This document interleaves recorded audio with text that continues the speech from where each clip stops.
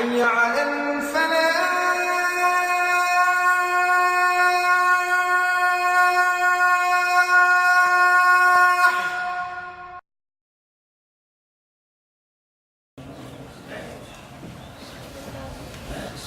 الحمد لله نحمده ونستعينه ونستغفره ونؤمن به ونتوكل عليه ونعوذ بالله من شرور انفسنا ومن سيئات اعمالنا من يهد الله فلا مضل له ومن يضلل فلا هادي له أشهد أن لا إله إلا الله وحده لا شريك له وأشهد أن محمدا عبده ورسوله يا أيها الذين آمنوا اتقوا الله حق تقاته ولا تموتون إلا وأنتم مسلمون إن أصدق الحديث كتاب الله وخير حج محمد صلى الله عليه وسلم وشر الأمور محدثاتها وكل محدثة بدعة وكل بدعة ضلالة وكل ضلالة في النار.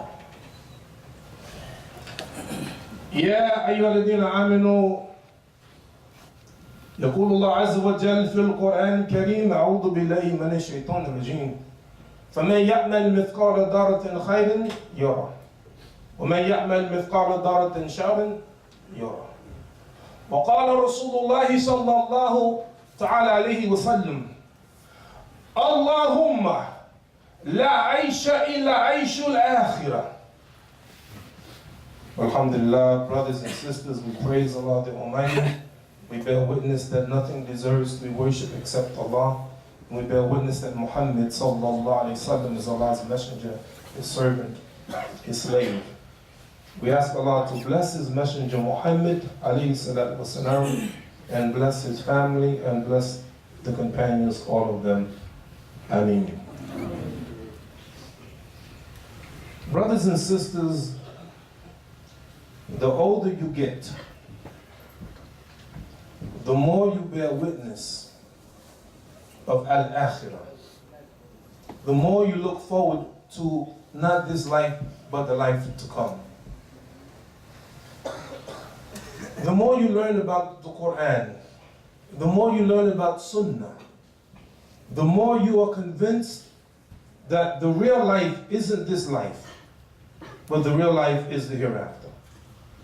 What I'd like to do for a few moments, give you a few things to think about from the Quran and the Sunnah, and then I'm going to bring you something that the Prophet ﷺ said that is remarkable about this life.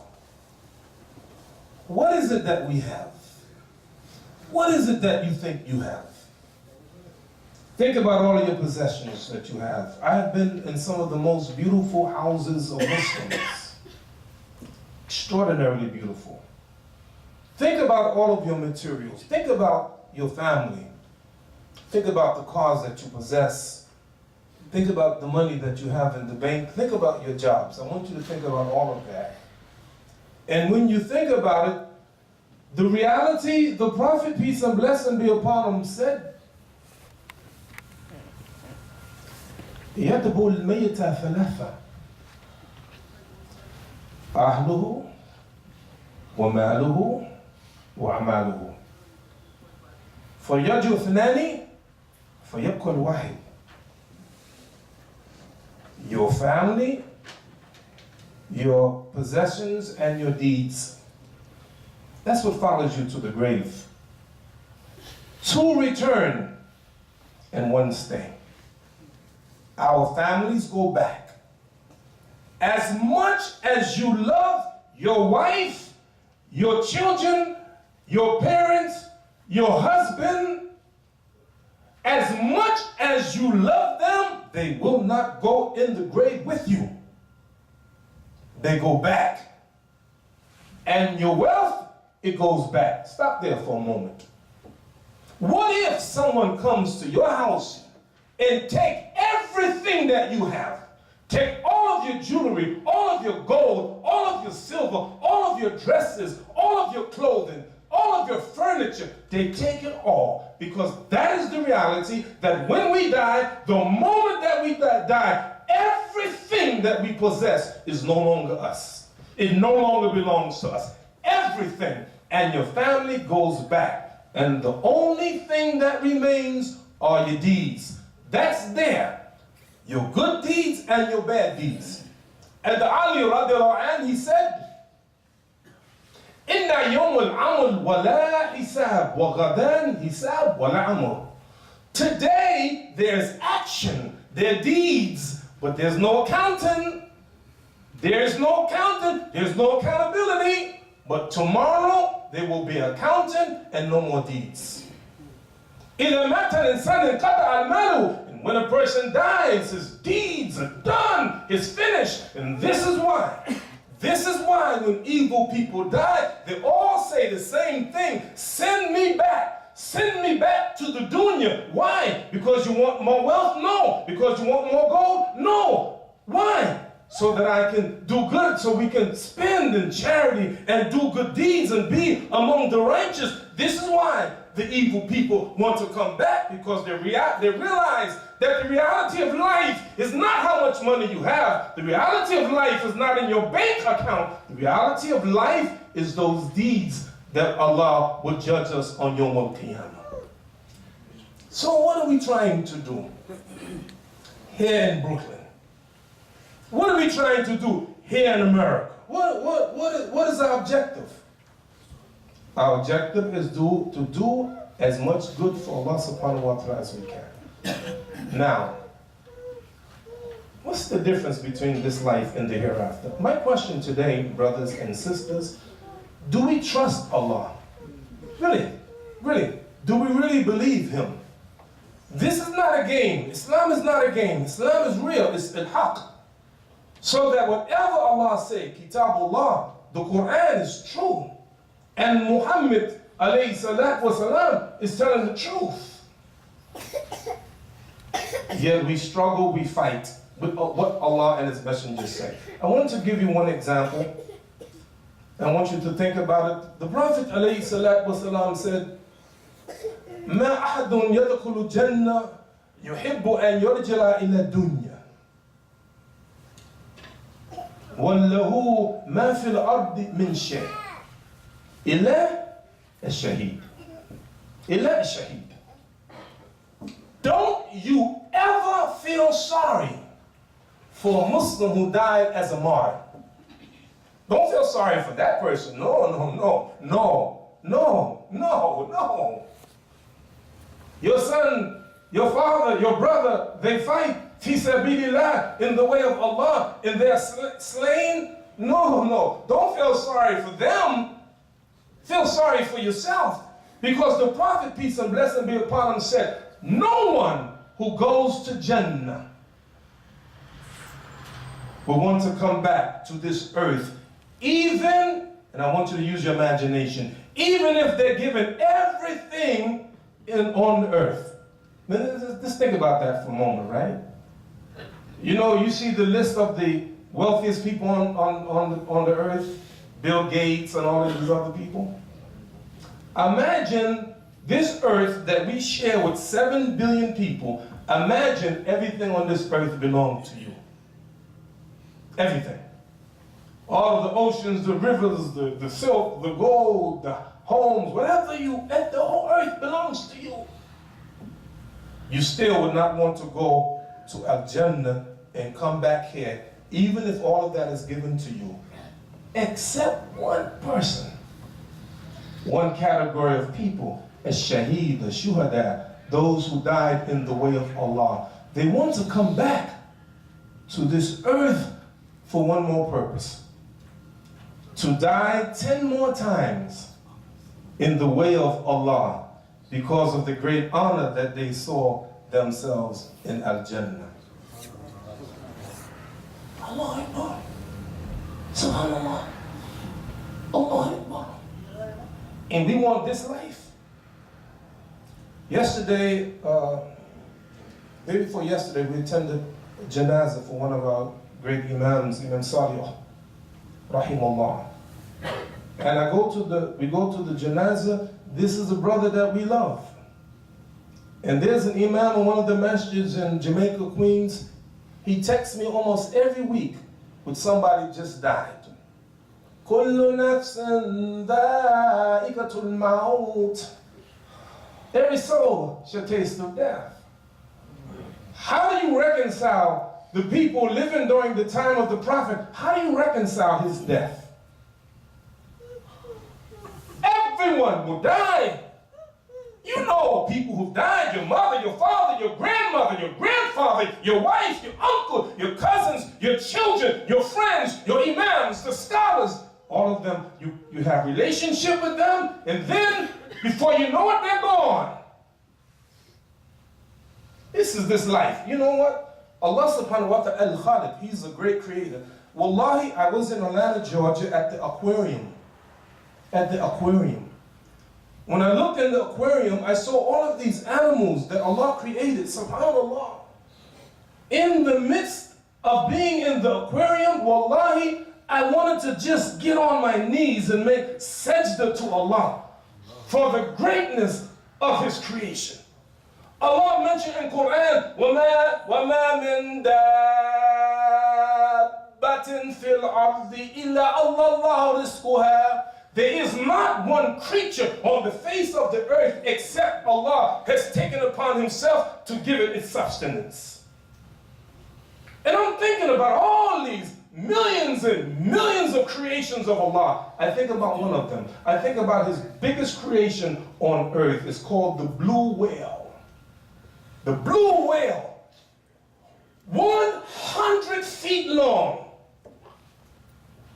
with a tongue the size of an elephant, with a heart the size of an automobile, lives to be 90 years old, the creation of Allah subhanahu wa ta'ala.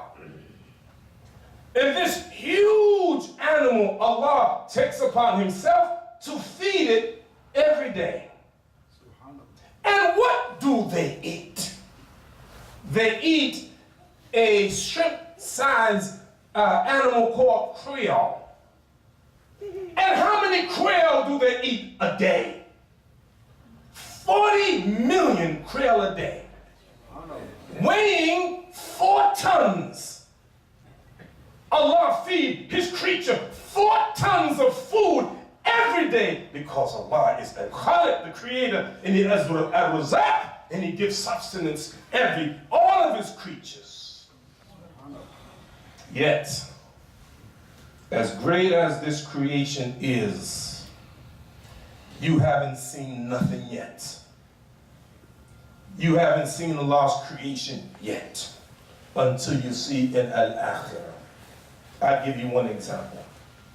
The Prophet, peace and blessing be upon him, said, إِذَا دَخَلَ أَحْلُ الْجَنَّةِ يُنَادِي الْمُنَادٍ إِنَّ لَكُمْ أَن تَحْتَوْا فَلَا تَمُوتُوا أَبَدًا. Oh my goodness. What good news for the believer. And when the people of Jannah go to Jannah, someone will call out, it is for you to live and never die. You die here. It is for you to be healthy and never get sick again. You get sick here. Go to the hospital and visit the people in the hospital. Visit the people with the heart disease. Visit the people with diabetes. Visit the people with hypertension. And visit the people that are sick all over. Visit the people who have mental illness. No mental illness in Al-Jannah. You know what? We love our mom and dad. We love our uncles. But every day they get older and older and older. The bears get grayer and grayer as a sign moving toward death. But in that world, it is for you to be young and never grow old again. So we pray Allah subhanahu wa ta'ala, Allah bless all of us to go to Jannah. Allahumma la aisha illa aisha al-akhirah.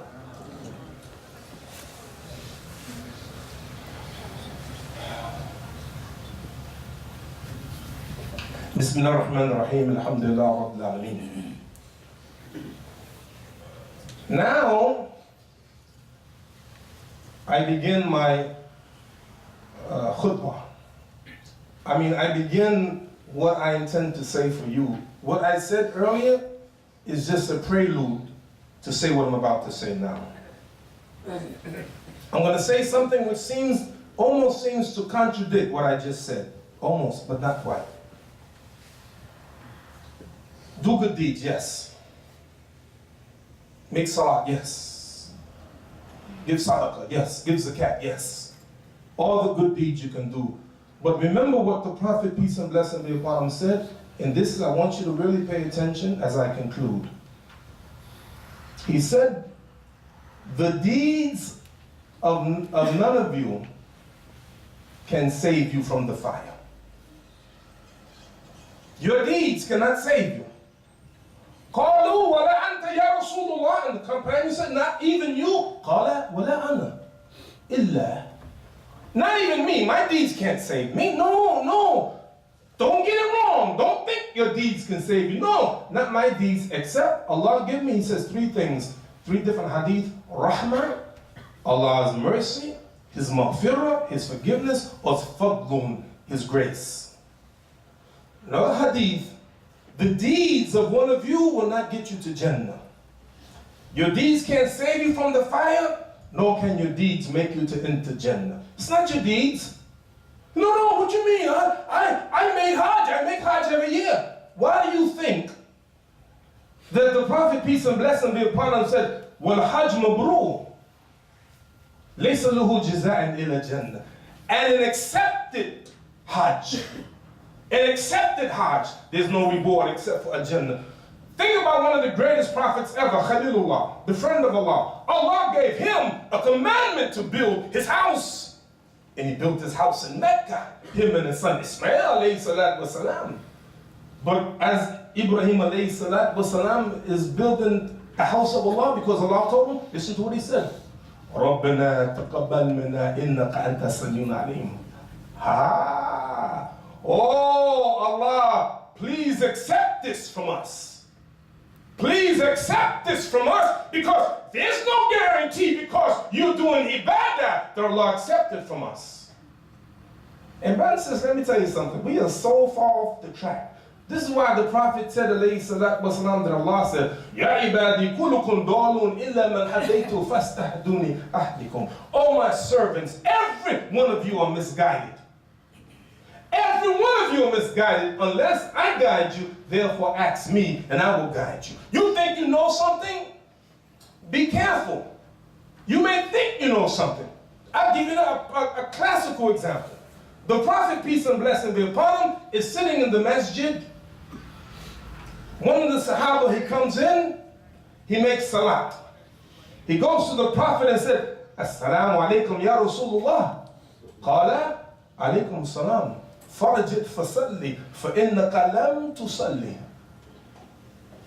Go back and pray, for you haven't prayed. So the man, he goes back and he prays a second time. And he comes back to the Prophet alayhi salatu wasalam and said, Assalamu alaikum ya Rasulullah. Wa alaikum salam. Farajit fasalli, fa innaka lam tusalli.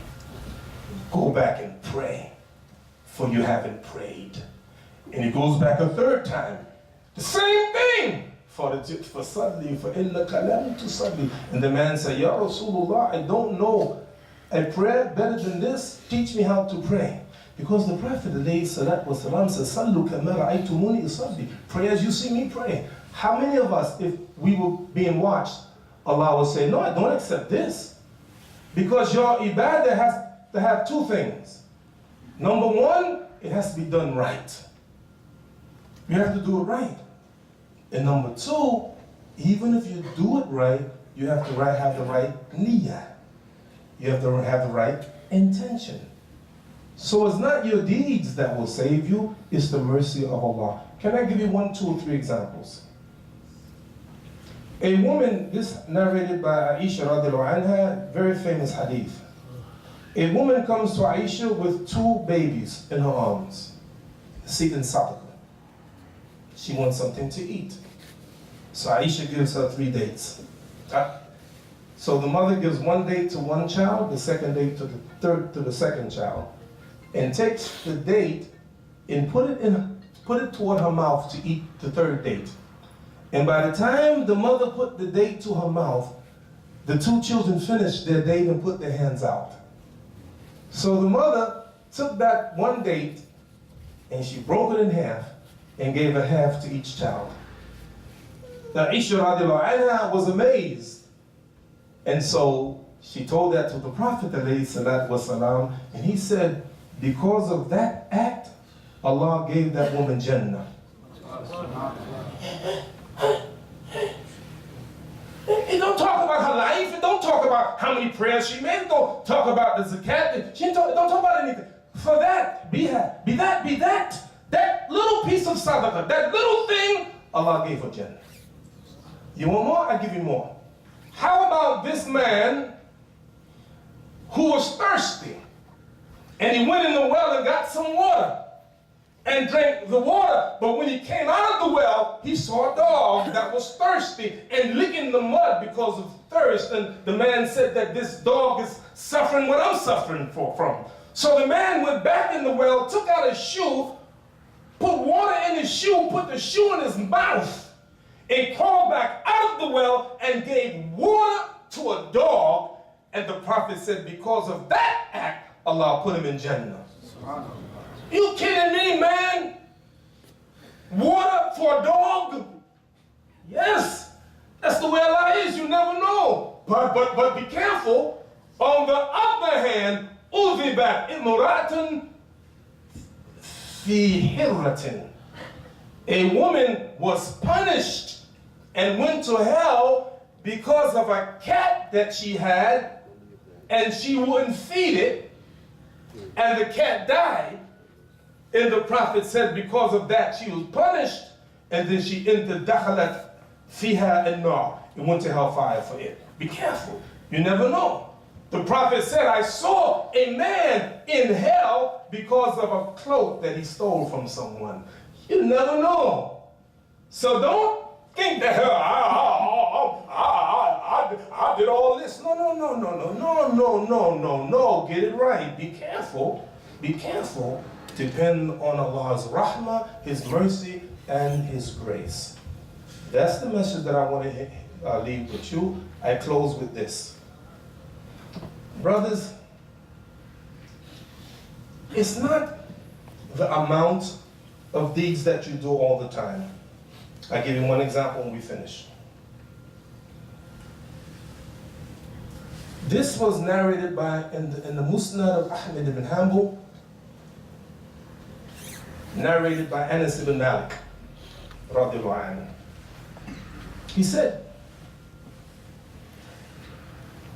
that the Prophet was in the masjid with his companions, and he said, soon there will come a man from Ahlul Jannah.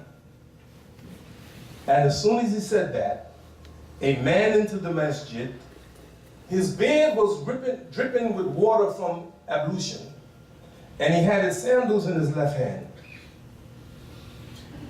Anas radiallahu anhu said, the next day the Prophet said the same thing. Soon will come a man, rajulun min ahli jannah, a man from Jannah. And the same man walked in with the same condition. The third day, and the Prophet said the same thing. And a man walked in the same condition, the same man. Anas said the Prophet left. One of the companions got up and followed that man and said to him, I've had some issues with my father. Can I stay with you for 3 days? And the man said yes. And when this Sahaba went to this man's house, he was examining him, trying to find out what is it that he's doing special. So at night he goes to sleep, and the Sahaba is waiting for him to get up for Salatul Tahajjud. But the man doesn't get up for Salatul Tahajjud. He's amazed. After 3 days, the Sahaba says, I don't notice anything about this man except 2 things.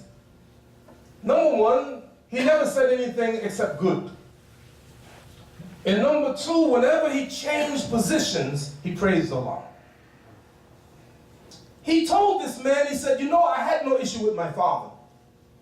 The reason that I wanted to come stay with you for 3 days, because the Prophet, peace and blessing be upon him, said that you are Ahli Jannah, and I wanted to know what is it that you do special to make you Ahl Jannah, but I don't see anything special. And the man said, you're right, this is it, that's all it is. So Sahaba get ready to walk out the door, and the man calls him back. He said, you know what, there's one thing. He says, I never have any hard feelings about any Muslim. I'm not envious of any Muslim at all. And Sahaba said, it must be that. Now, who was that Sahaba? Was it Umar? No. Was it Abu Bakr? No. Abdullah ibn Mas'ud? No. Abu Hurairah? No. The very one that you would expect it would not be. Who was it? Was Abdullah ibn Amr ibn al-As. So, don't you know who Abdullah ibn Amr ibn al-As was? One of the most pious Muslims you ever want to meet in your life. Let me give you an example. The Prophet came to Abdullah ibn Amr ibn al-As radiallahu anhuma and said, is it true that you pray every night, the entire night? He said, yes. Is it true that you fast every day? He said, yes. He said, how often do you read the Quran? He said, I read the entire Quran every day. This is a man now trying to find out what more can he do to get to Jannah. So the Prophet, he said, alayhi salatu wasalam, you know, صُمْ مِنَ الشَّهْرِ ثَلَثَ أَيَامٍ. Fast just 3 days a month. That's it. So I can do more than that. So I got all the way up to the fast of Dawood every other day. And then the Prophet said, sleep at night. I'm the best of you. I sleep and I pray. And read the Quran once a month. He said, I can do more than that. Okay, every 7 days. The point that I'm making is that as much as this Sahaba did, he thought it wasn't enough. The Prophet told Amr ibn al-As, perhaps Allah will give you long life. And it become too difficult. Amr ibn al-As lived to be a long life. And he said, I wish I had taken what the Prophet said, fast 3 times, 3 days a month. So what am I saying in my conclusion? My conclusion, brothers and sisters, yes, do good deeds, but do them moderately. Don't go to the extreme because your deeds itself won't save you. Do good deeds as much as you can. The deed most loved by Allah, that which is persistent and consistent, even if it's a little bit. That's what you want to do. In a few minutes, inshallah, we're going to make salat. And it is your sunnah, like most masjids. As soon as you make salat, you're going to hit that door. You're going to go. You're going to leave. And you know what? I can't stop you. But I would wish you, I promise you, no more than 5 minutes. I want to talk to you for 5 minutes after the khutbah, inshallah, because I'm going to ask you to help the Muslims in this city, perhaps the biggest city in America with the most Muslims. We have 1,300,000 Muslims in New York City. And we have the Majlis al-Shura, which is the governing body of the Muslims in New York City, try to get all the masjids together. We want to raise money, less than, not even 5 minutes, maybe 2 minutes, maybe 3 minutes. So after we make the salat, I'm going to ask you, and I'm going to do, the Imam is gracious, and the administration, they said, all of the money we collect today will go to the Majlis al-Shura. I have a different idea. I want to have in front of me 2 buckets. I want to have the bucket on my right for the masjid. I think that we should always give something to the masjid. I'm going to give $100 for the masjid, and I'm going to give $100 for the Majlis al-Shura today. I give on the right, the masjid here. I want you to put money for the masjid, and I want you to put money for the Majlis al-Shura. How much will you put? It's up to you, knowing فَمَنْ يَعْمَلْ مِثْقَالَ ذَرَّةٍ خَيْرٍ يَرَهُ. Whatever little deed you do, every atom worth of good you do, Allah will see it. But if you can match me, I want to see how many people will match me, $100 for the masjid and $100 for Majlis al-Shura. That's what I want to see. I don't want to say anyone walk out of here and don't give anything. No, neither to the masjid nor to the masjid. No. And you will benefit, I will benefit for spending in the way of Allah subhanahu wa ta'ala. You never know what deed we do. That very deed may be the very deed that Allah will have His rahmah on us. We ask Allah subhanahu wa ta'ala forgive us our sins and have mercy upon us. ربنا تقبل منا انك انت السميع العليم ربنا لا تؤاخذنا ان نسينا اطعنا وربنا ولا تحمل علينا اسرا كما حملته الذين من قبلنا ربنا لا تحملنا ما لا طاقه لنا به واغفر عنا واغفر لنا وارحمنا وانت مولانا فانصرنا على القوم الكافرين والحمد لله رب العالمين. إقامة الصلاة.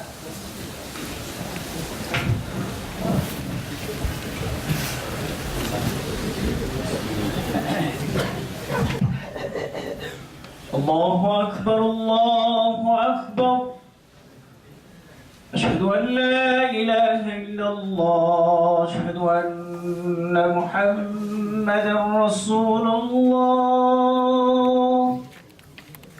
حي على الصلاة حي على الفلاح حي على الفلاح